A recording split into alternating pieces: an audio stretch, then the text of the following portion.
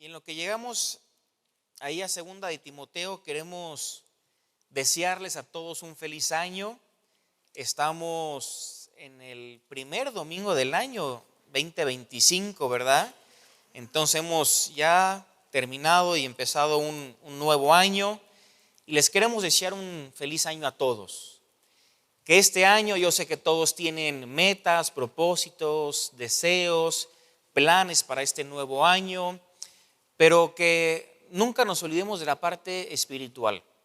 Así como una persona se propone hacer ejercicio, se propone comer saludable, se propone leer cierta cantidad de libros, terminar con alguna actividad, que no nos olvidemos también de la parte espiritual.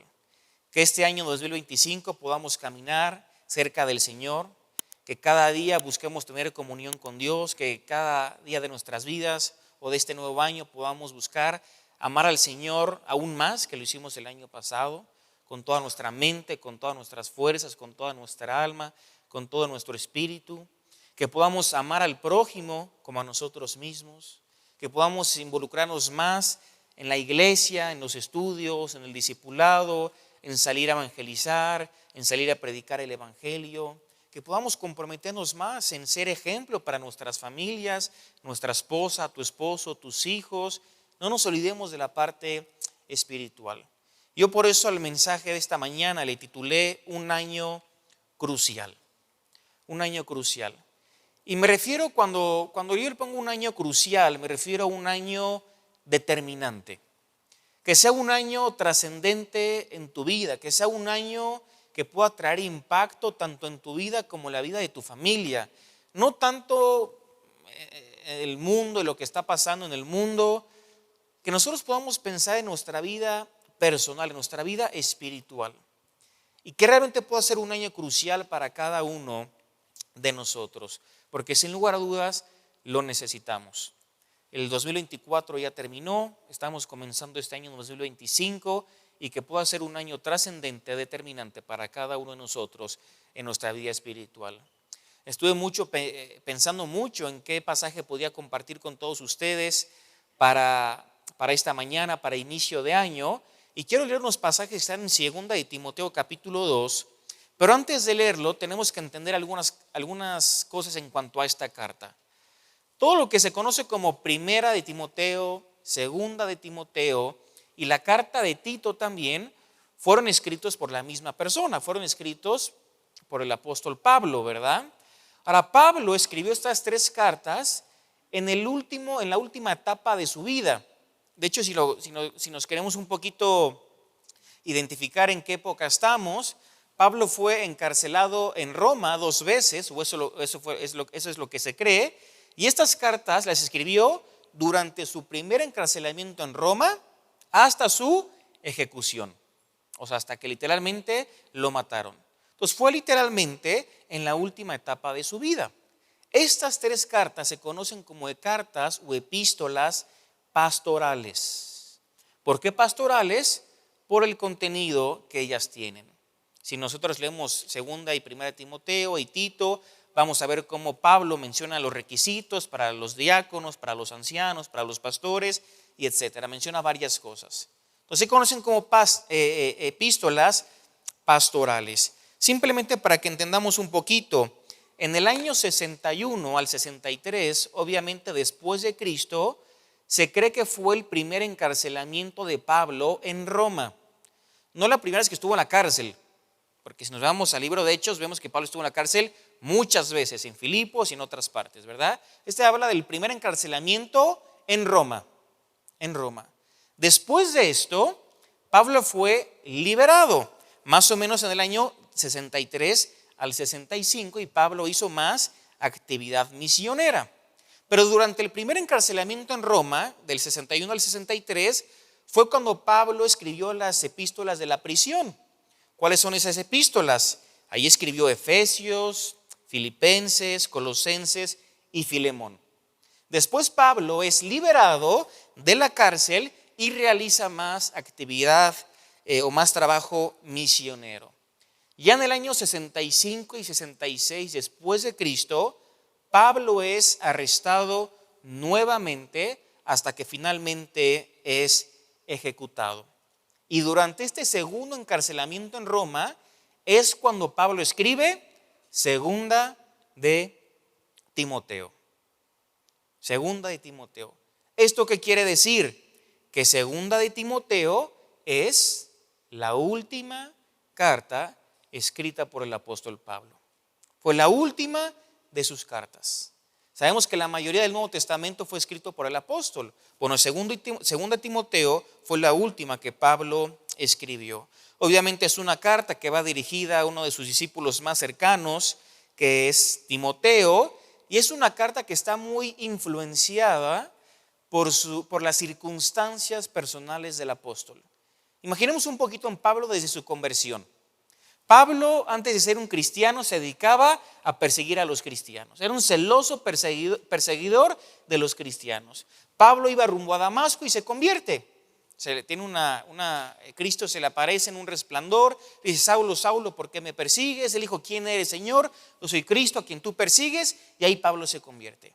Y ahí comienza la vida cristiana por parte del apóstol Pablo. Rápidamente en los primeros años él comenzó a aprender, él comenzó a ser instruido por parte de los apóstoles, comenzaron sus viajes misioneros, comenzó a fundar iglesias, un ministerio muy exitoso, pero un ministerio también donde él sufrió mucho. En 2 Corintios dice que fue apedreado, que fue azotado, que tenía la preocupación por parte de todas las iglesias, sufrió mucho Pablo durante su ministerio. Y en esta carta segunda de Timoteo, él está en la cárcel, está en Roma, le escribe a Timoteo y Pablo literalmente va a abrir su corazón a su discípulo. ¿Y saben qué le va a decir? Pablo va a mencionar algunas expresiones, tales como: Timoteo, deseo que vengas pronto a verme. Ahí Pablo está abriendo su corazón. Dice: Timoteo, todos me han dejado solo, todos me han abandonado. Han amado más a este mundo. Entonces Pablo, el gran misionero Pablo, los últimos años de su vida estuvo solo, estuvo en la cárcel. Entonces le dice Pablo a Timoteo: Timoteo, recuerdo tus lágrimas, deseo verte, ven pronto a verme. Le dice: Timoteo, cuando vengas, tráeme la capa que dejé en Troas. ¿Por qué le pidió la capa? Porque al estar en la cárcel, Pablo tenía frío. Sufría el clima en el cual él se encontraba. Tenía frío. Dice: tráeme también los libros, los pergaminos. Pablo podía leer y Pablo podía escribir estando aún en la cárcel. Pero es una carta muy personal por parte del apóstol Pablo a Timoteo. Lo repetimos, está en los últimos instantes de su vida. Y escribe esta carta para que Timoteo pudiera continuar con el ministerio después de que Pablo muriera. Entonces, en esta última carta por parte del apóstol, él va a dar consejos a Timoteo para la vida cristiana. Y son consejos que cada uno de nosotros también podemos obedecer y aplicar para este año 2025. Por ejemplo, ¿qué nos vamos a encontrar en esta segunda carta dirigida a Timoteo? Vamos a ver cómo Pablo, de forma muy valiente, enfrenta la muerte y nos da a cada uno de nosotros un modelo para que podamos imitar. Ahí lo tenemos en la pantalla, un modelo para imitar. Pablo sabía que le quedaba poco tiempo. Cada uno de nosotros estamos iniciando un nuevo año. Bueno, Pablo estaba en su último año, en los últimos momentos de su vida. Entonces, Pablo enfrenta de manera valiente la muerte y nos da a cada uno de nosotros y a Timoteo también un modelo para que podamos imitar. Fíjense lo que dice Pablo en el capítulo 4 del versículo 6 al 8, por ejemplo.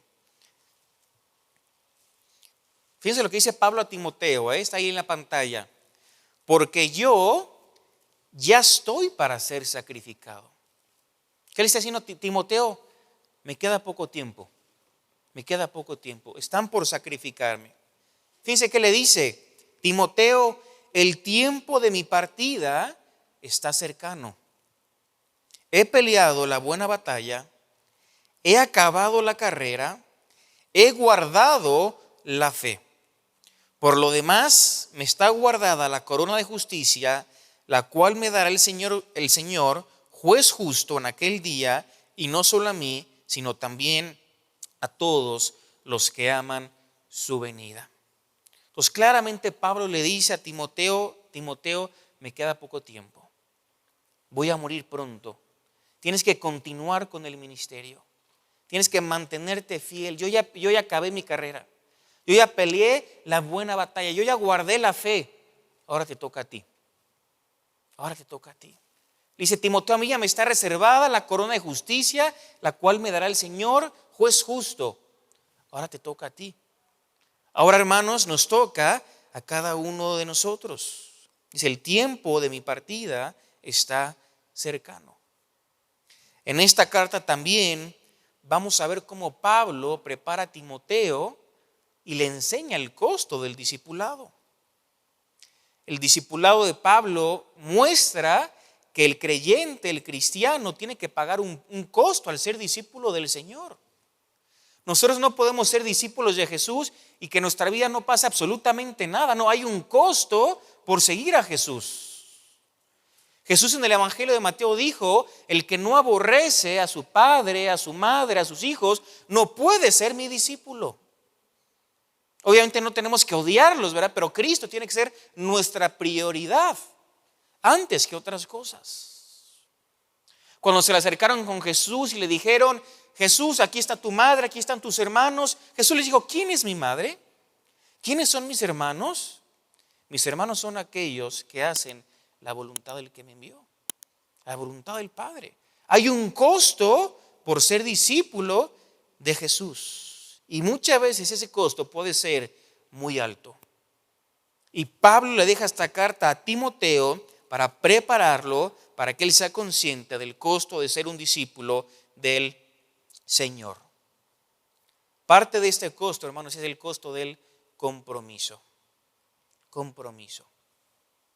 ¿Cómo va a estar nuestro compromiso a Dios en este año 2025? ¿Ya lo has pensado? ¿Ya lo has meditado? ¿Ya lo has reflexionado? ¿Cómo va a estar tu compromiso con la iglesia de Cristo en este año 2025? Las palabras del apóstol Pablo nos tienen que recordar a cada uno de nosotros que a pesar de que recibimos una salvación gratuita, no nos costó absolutamente nada, la respuesta que nosotros tengamos a esa salvación demanda compromiso de nuestra parte y también que seamos pacientes. Vamos al capítulo 2 de 2 de Timoteo. Vamos a leer desde el versículo 1 hasta el versículo 7. Dice así: Tú pues, hijo mío, esfuérzate en la gracia que es en Cristo Jesús. Lo que has oído de mí ante muchos testigos, esto encarga a hombres fieles que sean idóneos para enseñar también a otros. Tú pues sufre penalidades como buen soldado de Jesucristo. Ninguno que milita se enreda en los negocios de la vida a fin de agradar a aquel que lo tomó por soldado. Versículo 5. Y también el que lucha como atleta no es coronado, sino lucha legítimamente. El labrador, para participar de los frutos, debe de trabajar primero. Yo quiero que tomemos estos 6 versículos para poder iniciar este año 2025. Si nosotros realmente queremos ser discípulos de Cristo, seguidores, si realmente queremos pagar el precio, si realmente queremos ser obedientes al Señor en todo, ¿qué tenemos que hacer, hermanos? Fíjense lo que dice el versículo: Tú pues, hijo mío, esfuérzate. Esfuérzate. La vida cristiana, hermanos, es una vida de esfuerzo. Esfuerzo. No podemos ser hijos de Dios y no esforzarnos, y no pagar el precio, y no sufrir también tal vez por la causa de Cristo. Pablo lo sufrió con su propia vida y ahora él está escribiendo a Timoteo y dice: Timoteo, te vas a tener que esforzar en la gracia que es en Cristo Jesús. En el Antiguo Testamento tenemos versículos parecidos, ¿no?, que nos hablan de esfuérzate y sé valiente. Entonces, la vida cristiana es una vida también donde cada uno de nosotros tenemos que esforzarnos en la gracia que es en Cristo Jesús. Y el apóstol Pablo va a dar 4 ilustraciones o 4 imágenes para que nosotros podamos ver cómo tiene que ser el ministerio y la vida cristiana. Y Pablo utiliza ejemplos de la vida diaria, de la vida cotidiana, que nos van a describir cómo tiene que ser un verdadero hijo de Dios o un servicio cristiano efectivo. Si te diste cuenta, en los primeros 2 versículos, Pablo utiliza la imagen de un maestro. Después, Pablo utiliza la imagen de un soldado. Después, la imagen de un atleta. Y en último lugar, la imagen de un labrador.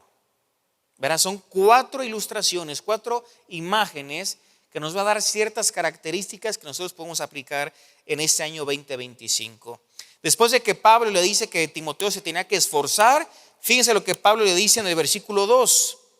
Dice: lo que has oído de mí ante muchos testigos, esto encarga a hombres fieles que sean idóneos para enseñar también a otros. Y aquí tenemos la imagen del maestro. Dice, Pablo le escribe a Timoteo, dice: Timoteo, yo he sido un maestro para ti.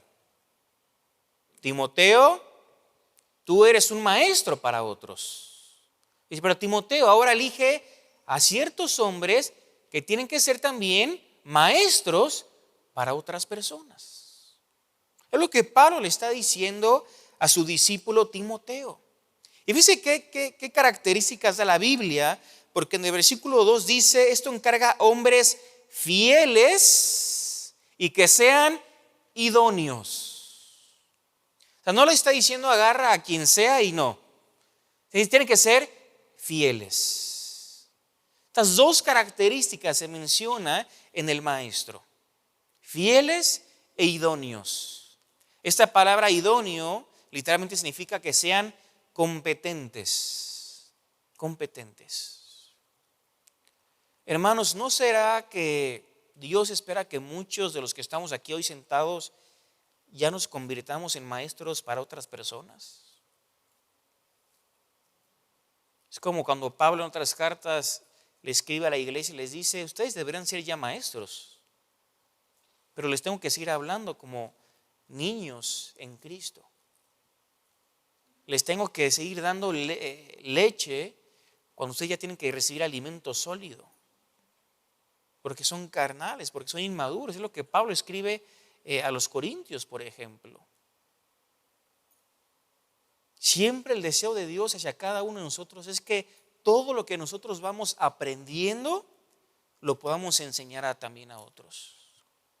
Yo no te estoy hablando de enseñar en un púlpito, en algún lugar, pero nos podemos convertir en maestros de nuestra familia. Maestro, tal vez que le enseñes a tu esposa la palabra de Dios, que le enseñes a tus hijos, a los de tu trabajo, que en tu trabajo agarres ciertas personas y les empieces a hablar acerca de Dios. En el gimnasio, de repente tú ves que hay cierta respuesta positiva de su parte y les dices: ¿no te gustaría venir a mi casa y leemos la Biblia juntos y oramos? ¿Por qué nos empezamos a convertir en maestros hacia otras personas? Uno puede decir: no, es que me da vergüenza, me da pena, es que no sé cómo hacerlo. Fíjense lo que Pablo le dice en el capítulo 1, versículo 8 a Timoteo. Dice: por tanto, no te avergüences de dar testimonio de nuestro Señor, ni de mí, preso suyo, sino participa de las aflicciones por el evangelio según el poder de Dios. ¿Qué le está diciendo Timoteo? No te avergüences. No te avergüences, no tengas temor, no tengas pena, no tengas vergüenza de dar testimonio de Jesús. Ya es momento, hermanos, en que muchos de nosotros realmente nos comprometamos con Dios, demos ese paso de madurez y decir, me comprometo a ser un maestro para alguien más. Me comprometo a ser una influencia espiritual para mi familia. Pero no te olvides de lo que dice Pablo. Tienes que ser fiel. Y tienes que ser idóneo. Tenemos que ser cada uno de nosotros competentes para esta labor. Empieza con tu familia. Y Dios te va a respaldar y Dios te va a utilizar. En segundo lugar, Pablo utiliza la imagen del soldado. Fíjense lo que dice versículo 3 y 4. Dice, tú pues sufre penalidades como buen soldado de Jesucristo. Ninguno que milita se enreda en los negocios de la vida a fin de agradar a aquel que lo tomó por soldado. Aquí Pablo no solamente nos habla que tenemos que ser maestros para otros. Aquí Pablo también nos recuerda que cada uno de nosotros somos soldados de Jesucristo. Soldados del Señor. Y le dice Pablo a Timoteo, sufre penalidades como buen soldado de Jesucristo. Es por esta razón, hermanos, que al principio yo te dije que ser discípulo de Cristo tiene un costo alto a pagar. Muchas veces va a traer sufrimiento, va a traer dolor. En el capítulo 4, Pablo dice a Timoteo, Timoteo, todos me han abandonado, me han dejado completamente solo.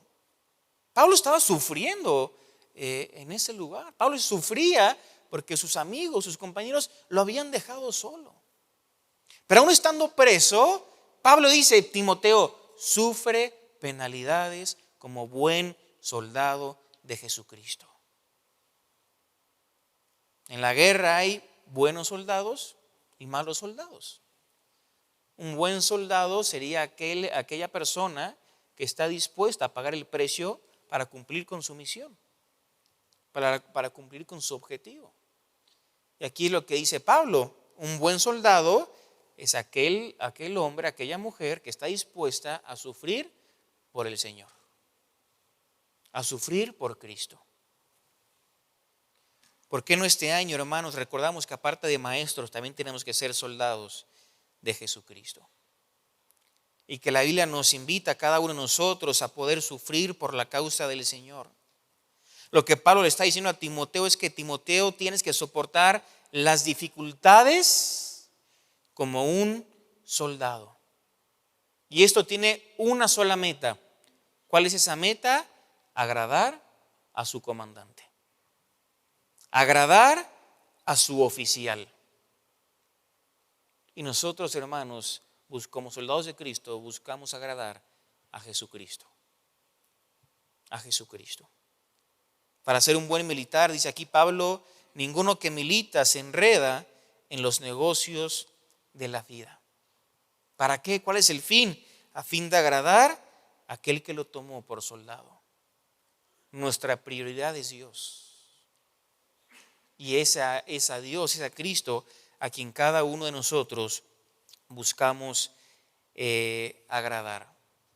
No sé a cuántos de ustedes se les viene a la mente, recordarán el nombre de un hombre llamado Dwight D. Eisenhower. Eisenhower fue un comandante de las tropas aliadas estando ahí en Europa durante la Segunda Guerra Mundial. Y todos recordamos ahí cientos de películas que narran la batalla de Normandía. Ahí en la bahía, no sé si recuerdan ciertas películas o lo han leído, donde ellos tenían que atacar, pero fue una masacre impresionante, ¿verdad? Miles de soldados dieron su vida. Ellos salieron ganadores de esa batalla, pero muchos tuvieron que morir. Cientos y miles de personas, soldados, murieron por causa de esa batalla.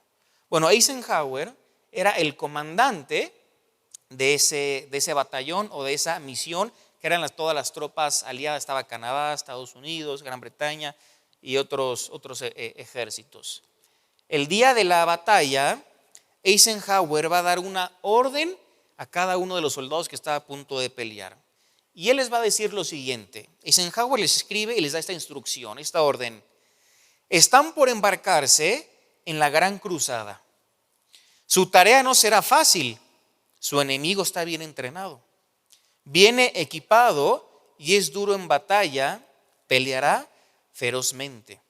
Y les dice, tengo plena confianza en su valor y devoción al deber y habilidad en la batalla. No aceptaremos nada menos que la victoria total. Esta fue la última instrucción que ellos recibieron antes de irse a esa batalla. ¿Y qué les dice este comandante? Dice, su tarea no va a ser fácil. No va a ser fácil. Muchos ya no van a regresar a casa. Muchos ya no van a volver a ver a sus familias. Muchos van a morir en la batalla. Dice, su enemigo está bien entrenado. No los va a recibir con los brazos abiertos. Está bien equipado y va a pelear ferozmente. Pero el comandante les dice, tengo plena confianza en su valor, en su devoción y a su habilidad en la batalla. Y dice, no aceptaremos nada menos que la victoria. Y miles de soldados y civiles también murieron. Pero ellos fueron obedientes a su comandante. Fueron obedientes a su profesión, a lo que ellos hacen. Nosotros, hermanos, somos soldados, pero estamos en un ejército mejor, porque estamos en un ejército espiritual, donde Cristo es nuestro general, nuestro oficial, nuestro comandante. Estamos enlistados. Y ninguno que milita se enreda en los negocios de la vida, con el fin de agradar a aquel que nos tomó como soldados. Tenemos que ser conscientes de esto y recordar estas palabras en este año, estar conscientes de sufrir por la causa de nuestro Señor. Pablo utiliza al maestro, Pablo utiliza la imagen de un soldado, pero también Pablo utiliza la imagen de un atleta. Fíjense lo que dice el versículo 5.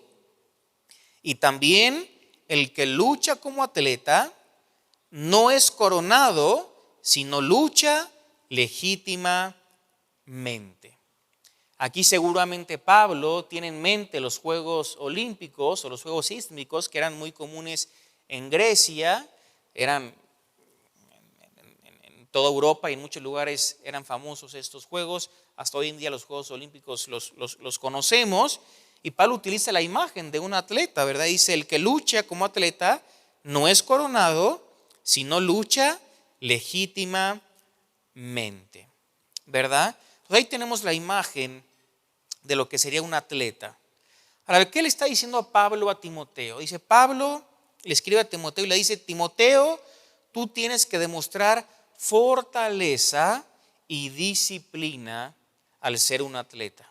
Obviamente hablando en el área espiritual. Una persona no puede ser un atleta y no tener disciplina, es algo que no va. Pensemos simplemente en un boxeador. Bueno, el boxeador más famoso en la actualidad en México es el Canelo. ¿Cuántas veces al año pelea el Canelo? ¿2? ¿3? Máximo. ¿Qué hace el resto del año? Entrenar.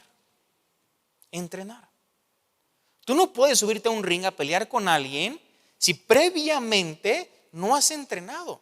No te has preparado para esa batalla. Digo, lo puedes hacer. Seguramente te van a noquear. O seguramente no vas a aguantar ni el primer round. El cansancio te va a matar. Entonces un atleta tiene que prepararse para la tarea que él va a ejercer, para el deporte que él va a ejercer. Y esto requiere disciplina. Esto requiere entrenamiento. Esto requiere fortaleza. Y en la vida espiritual también requerimos de estas características. Ser disciplinados, tener fortaleza. Entonces Timoteo tenía que demostrar esa fortaleza y la disciplina que tiene un atleta. De hecho, si vamos a otro versículo que está en Hebreos capítulo 12, fíjense lo que dicen los primeros dos versículos. Hebreos 12, 1 y 2.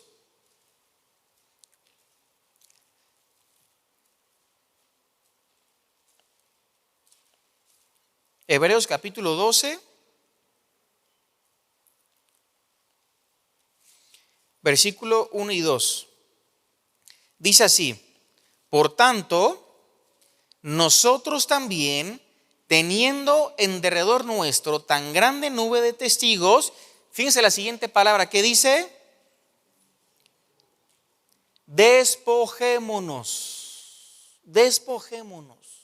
Esta palabra despojar es quitarte algo de encima. ¿De qué nos tenemos que despojar? De acuerdo al autor de Hebreos, dice: de todo peso y del pecado que nos asedia.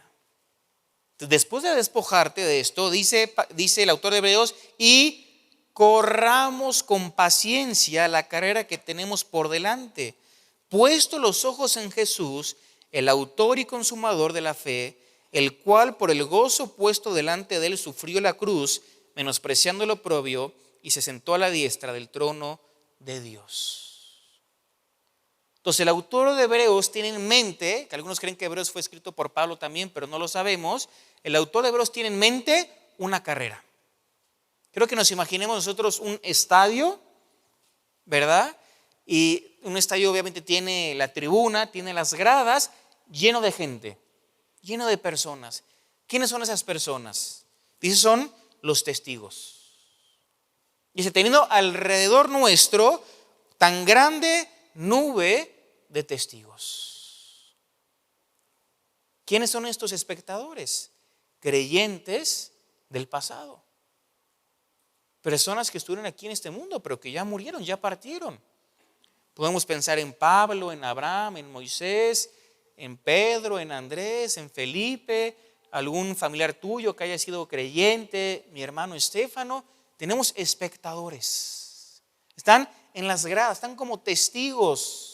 Nosotros que estamos con vida, ¿estamos dónde? En la cancha, en el campo. Pero ¿qué dice el autor de Hebreos? Hay algo que tenemos que hacer. Si queremos correr bien, tenemos que despojarnos del pecado, pero no solo del pecado, dice también de todo peso. ¿Esto qué quiere decir, hermanos? Que hay cosas que no son pecaminosas, pero son un estorbo en la carrera que tenemos como cristianos. Son un estorbo. ¿Y qué está diciendo el autor de Hebreos? Tenemos que eliminar esos estorbos que nos impiden correr como Dios quiere que corramos. Si yo quiero correr una maratón y me voy con zapatos de vestir, van a ser un estorbo en mi carrera. ¿Qué tendría que hacer? Ponerme tenis apropiados para la carrera, para la maratón. Entonces, zapatos de vestir no son malos, pero no son adecuados para lo que yo quiero hacer. Es lo mismo en la vida. Hay cosas que no necesariamente son pecados, pero sí son estorbos en nuestra vida espiritual. Dice, despójate de todo peso y del pecado que nos asedia. Y ahora sí, corramos con paciencia la carrera que tenemos por delante. Entonces, un atleta, hermanos, necesita fortaleza y también necesita disciplina. Hay que eliminar los estorbos para poder correr bien. Porque también el versículo que leímos decía que el que lucha como atleta no es coronado si no lucha legítimamente. O sea, en el juego hay reglas y esas reglas hay que seguirlas. ¿Qué pasa si tú te preparas todo un año, llegas a la competencia y de repente ganas, pero después los estudios tal vez que te hacen de orina o de sangre detectan que te metiste alguna sustancia prohibida? Eres descalificado. No competiste legítimamente. Es lo mismo, ¿verdad? Pablo le está enseñando a Timoteo, No va a haber corona si no luchamos legítimamente. No va a haber premio. Hay que seguir las reglas establecidas por Dios. En último lugar, tenemos la imagen del labrador. Dice el versículo 6, el labrador, para participar de los frutos, debe trabajar primero. Para participar de los frutos, debe trabajar primero. Entonces, aquí Pablo está poniendo como imagen o como ilustración el ejemplo de un labrador que trabaja de manera laboriosa, que trabaja arduamente, pero que el labrador es el primero en recoger los frutos de su trabajo. Un labrador en que está en el campo puede estar trabajando y es un trabajo pesado y depende mucho también del clima y puede haber mucho sol, tal vez mucho frío, el clima puede variar, pero es un trabajo pesado. Pero esa persona es la más interesada porque quiere ver los frutos tiempo después. Y es el primero en recoger esos frutos. Es lo que está enseñando aquí el apóstol Pablo, ¿verdad? El labrador trabaja de manera ardua y nos enseña que el trabajo duro siempre va a ser, o que el trabajo duro va a tener como recompensa recoger los frutos por su trabajo. Ahora, hermanos, nosotros en el área espiritual, este es un versículo, un ejemplo hermoso, porque aquí vemos un versículo que nos enseña que Dios reconoce el trabajo que tú y yo hagamos hacia Él. Él lo ve, Él lo reconoce, el trabajo que hagamos con fidelidad hacia Él. Y va a haber una recompensa. Una recompensa. Entonces, hermanos, ¿qué podemos aplicar en este año 2025? Tenemos que ser como el maestro, confiable y competente, y convertirnos en maestros para otros. Debemos recordar que somos soldados de Jesucristo y tenemos que estar dispuestos a sufrir como buenos soldados de Cristo con el fin de agradar a nuestro Señor.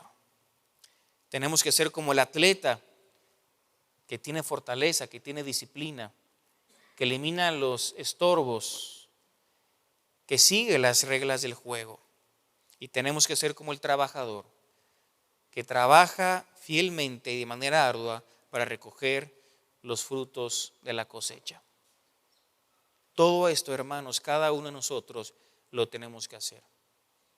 Y la palabra de Dios nos termina diciendo, hay una recompensa. Hay una recompensa. No sé si vaya a ser un buen año para ti, un año no tan bueno, solamente Dios lo sabe, pero sí cada uno de nosotros tenemos que ser obedientes a la palabra de Dios y aplicar esto en nuestra vida espiritual. Vamos a orar.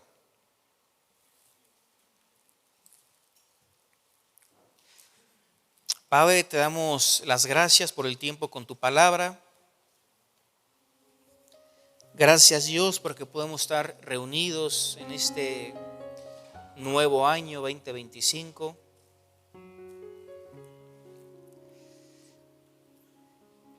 Y Señor, nosotros podemos planear, organizar, ponernos metas, pero al fin y al cabo, Señor, eres tú quien endereza nuestros pasos. Por eso queremos hacer lo que dice el salmista, encomendar nuestro camino a ti, confiar en ti y tú harás. Tú sabes los planes que tienes para nosotros, planes y pensamientos de paz y no de mal. Tú sabes lo que es mejor para nuestra vida, para la vida de nuestra familia. Nosotros, Dios, en este nuevo año queremos caminar y estar en el centro de tu voluntad. Queremos invertir el tiempo, Señor, nuestra energía, nuestras fuerzas en lo más valioso que es el reino de los cielos. Un trabajo que posiblemente aquí en la tierra no tenga ninguna recompensa, pero que cuando estemos delante de ti, delante de tu presencia, sí la habrá. Recibiremos esa corona, ese galardón, esa recompensa y la entregaremos delante de ti. Te pedimos, Dios, que tú nos ayudes en este año 2025. Ayúdanos a convertirnos en maestros para otras personas. Que podamos ser fieles, confiables, idóneos, competentes. Queremos ser, Padre, buenos soldados. No enredarnos en los negocios de la vida. Tener como meta agradarte únicamente a ti. Ayúdanos, Señor, a ser como el atleta disciplinado y con fortaleza, siguiendo las reglas establecidas por ti. Y ayúdanos a ser como el labrador que trabaja largas horas del día para poder ver los primeros frutos de su cosecha. Obra, Señor, en cada uno de los que estamos aquí. Nos ponemos en tus manos. Guíanos y que el carácter de Cristo pueda seguir siendo formado en cada uno de nosotros. Gracias, Dios, por ayudarnos a empezar este año de la mejor manera, que es pasando tiempo contigo. Ponemos el resto del servicio en tus manos, en el nombre de Jesús. Amén. Dios los bendiga, hermanos.